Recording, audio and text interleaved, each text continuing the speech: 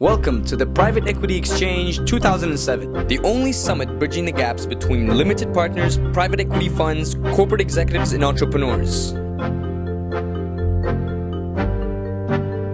The Private Equity Exchange is the only venue where LPs, private equity firms, corporate executives, and entrepreneurs meet, enabling them to move quickly from ideas to deal crafting.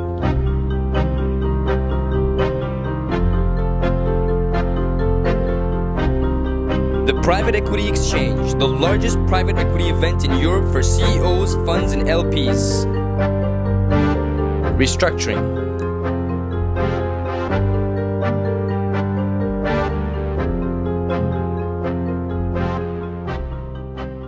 Some highlights and key facts and figures just to remind you what is Eurotunnel. Of course, it's a long-term infrastructure under the channel. The concession runs until 2086, which I think is one of the longest concessions which exists in the world. We have shuttle operations, which means that trucks and cars could go on our own shuttles in order to cross the channel. But we have also one key customer, which is Eurostar, which are the railways, passengers Eurostar, and some rail freight trains.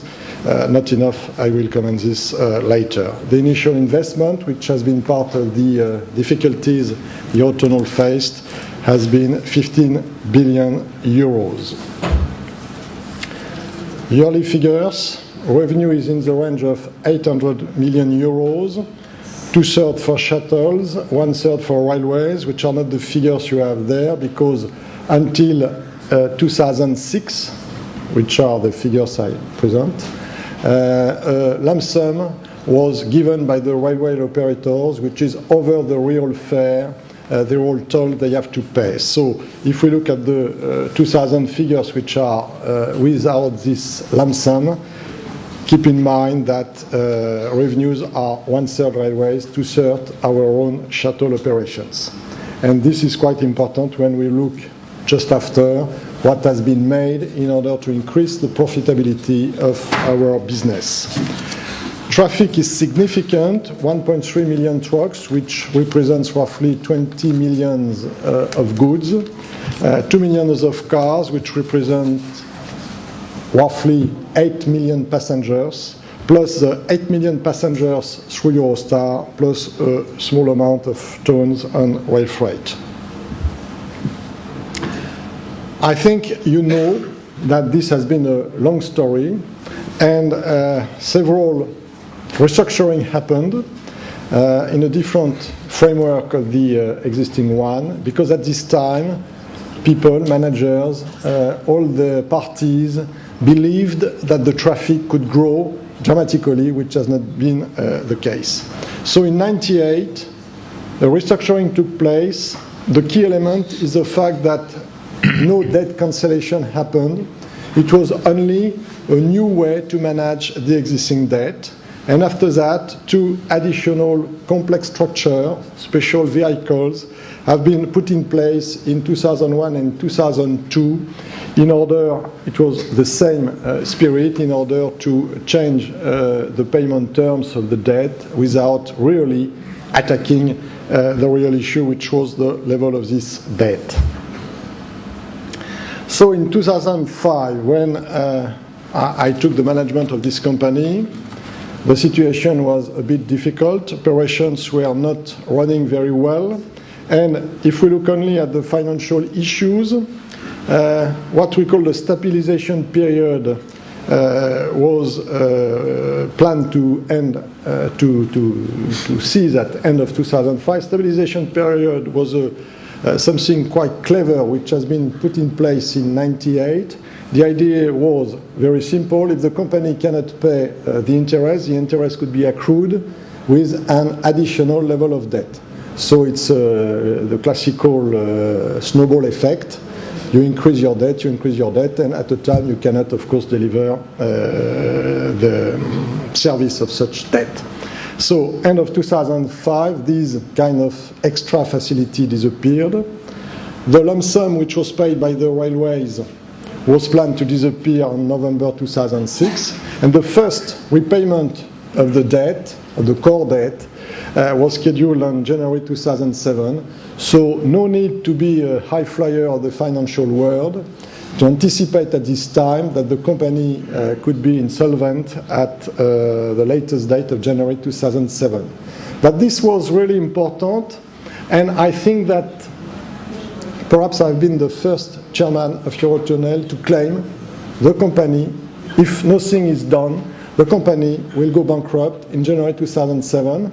And I'm sure that my future speakers will explain that crisis, part of the crisis is to explain that there is a crisis, which has been my purpose. Having said that, it's better to have a solution than to look at such crisis evolving badly.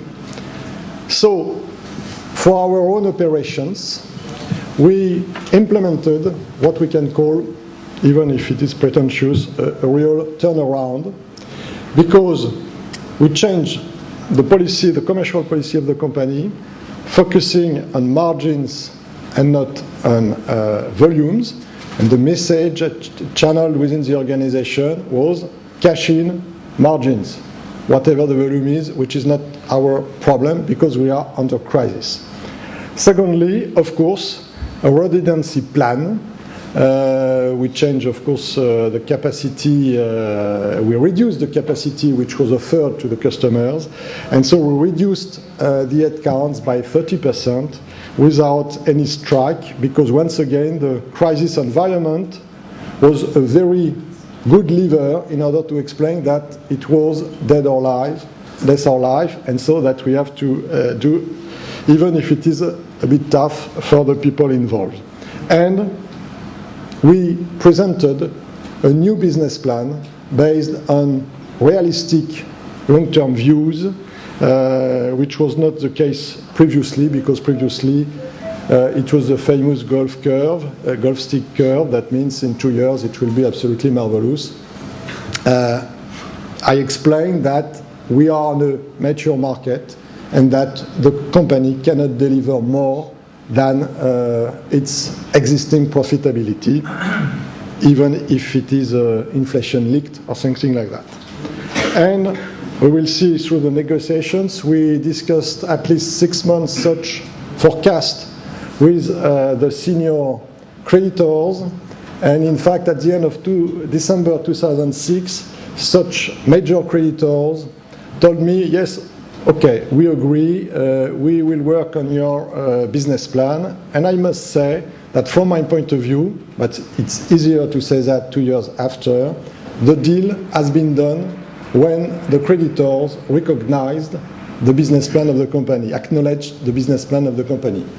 Except that I needed 2 years in order to convince all the other creditors. I'm laughing because some people who were involved in this process are in the room.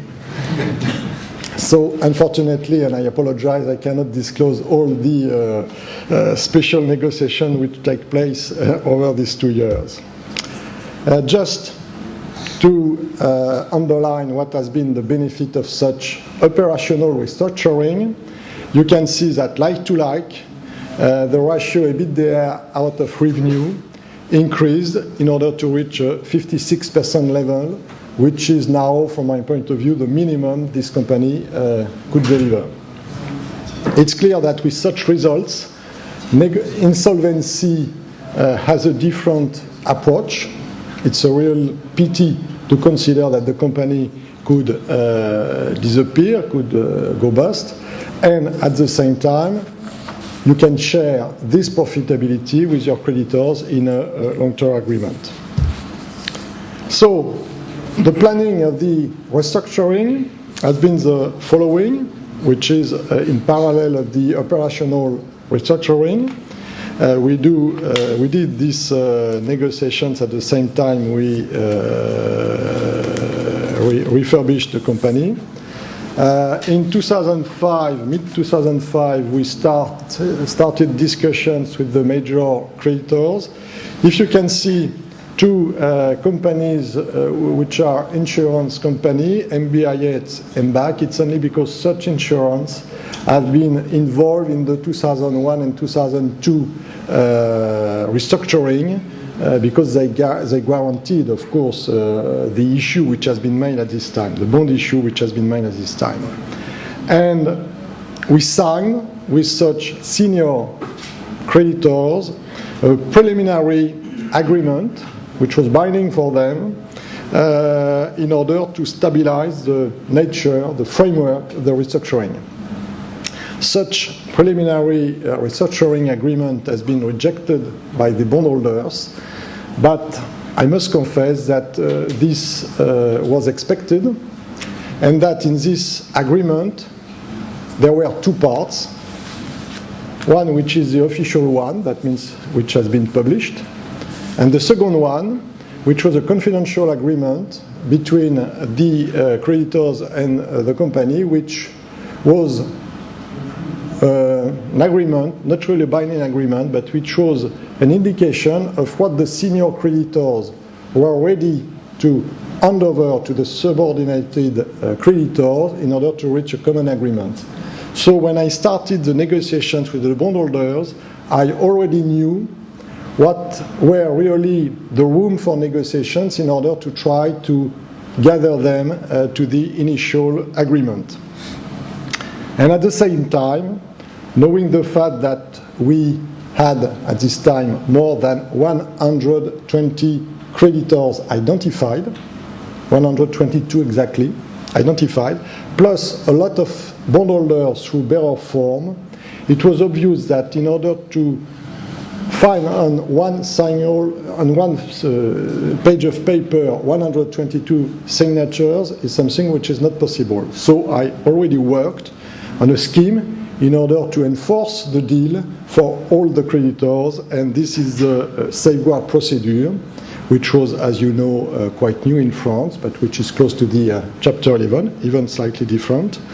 And once again, I must confess that with my team, we worked on these safeguard procedures because it's very heavy. You have to justify that you are not close to cash out payment situation or things like that.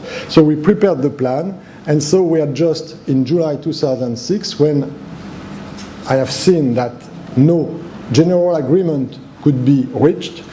I pushed on the button in order to transfer to the judge, not the management of the negotiations, but to transfer to the judge the fact to enforce an agreement which could be supported by a majority of creditors. And so we have a safeguard plan which is very close to what has been the preliminary agreement, including the border which has been shifted between the senior creditors and the bondholders, which is a safeguard plan. And such safeguard plan met the approval of the suppliers, of course, but the financial creditors and the bondholders in December 2006, and the judge could make its decision on the 15th of January 2007, which, and this is a key point, has the consequence to mandatory oblige, I would repeat this term, all the creditors, even if they are not pleased, to go into the deal.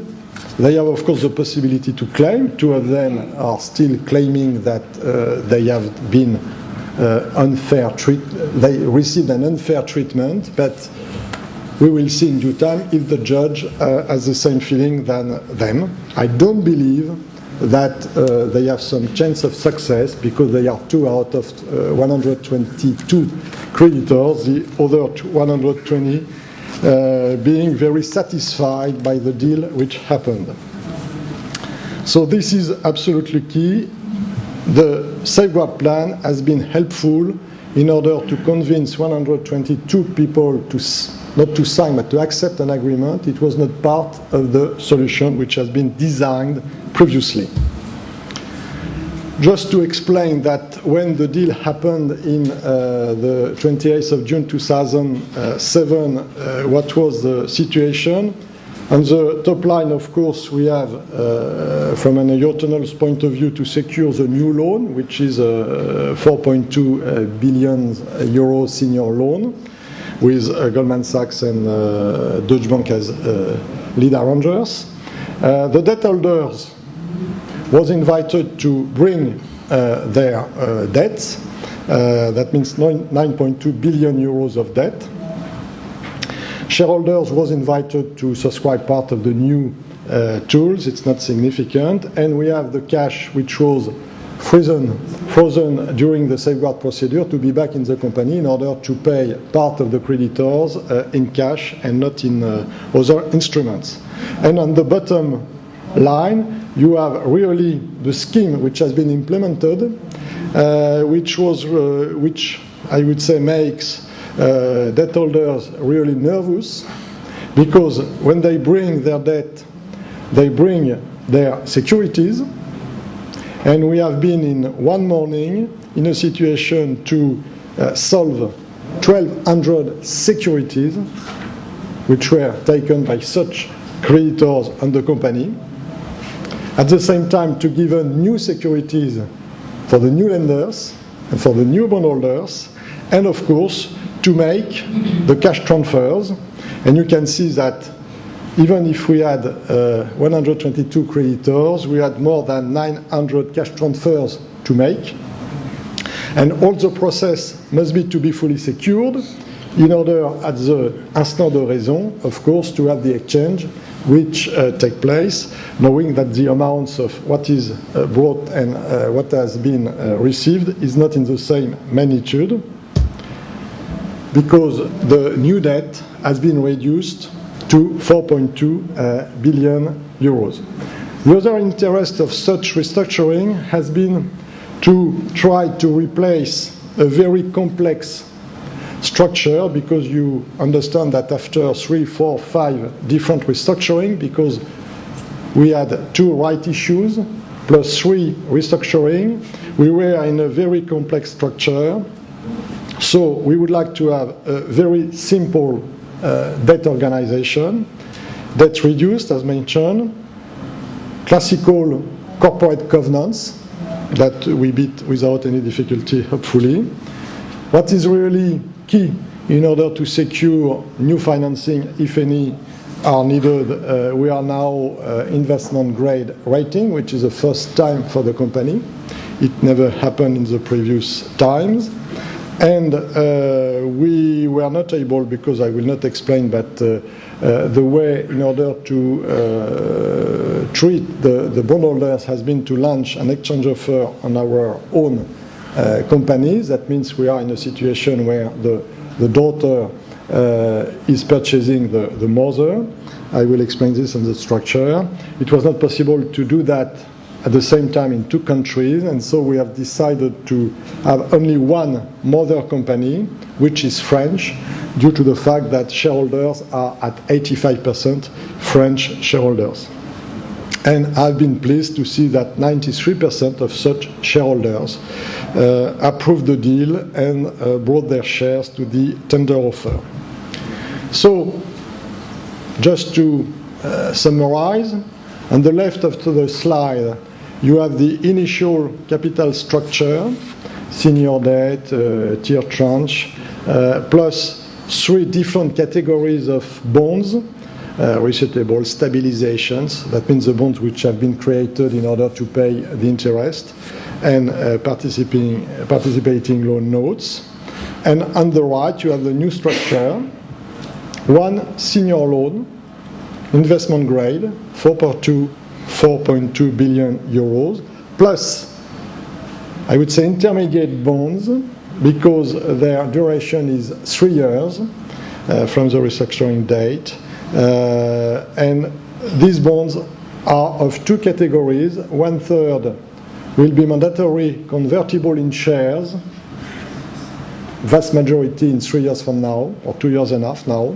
And 2/3 of these bonds are callable roughly at any time by the company if we have the possibility to refinance or to make a right issue, which is in our intention for the months to come. And we have 2.5 years now, 3 years at the beginning of the process, in order to call such notes and to purchase them with a premium of 40%. Just one comment for the specific population. The 40% is a result of a very tough negotiations, as you can imagine. And in fact, plus the interest which will be served during the period to come, the calculation is that this premium corresponds to a return of investment of 18% at the end of the 3 years. Of course, if we buy back such notes at an early time, the return on investment for the bondholders will be much higher, but the calculation is at the end of the 3 years, you have at least a ROI of 18%. New structure, which I think is part of the new life of the company. The mother company at the top, Groupe Eurotunnel SA, French company. The bondholders, the new bondholders, are regrouped in an entity which is named ENHC, Eurotunnel Nuts Holding Company. Everything is in the detail. Such bondholders have a golden share in order to protect their interest in the mother company. Below this mother company, we have a British subsidiary, Eurotunnel Group UK Limited, which is the issuer of the notes, because a vast majority of my creditors are Anglo-Saxon people and more precisely US-based, and they were comfortable only when we speak money, they were comfortable only with Anglo-Saxon laws, so we issued on the UK side. We have the two former holdings company, Eurotunnel SA, Eurotunnel PLC, which are renamed in order to clearly show that we intend to make them disappear in the future.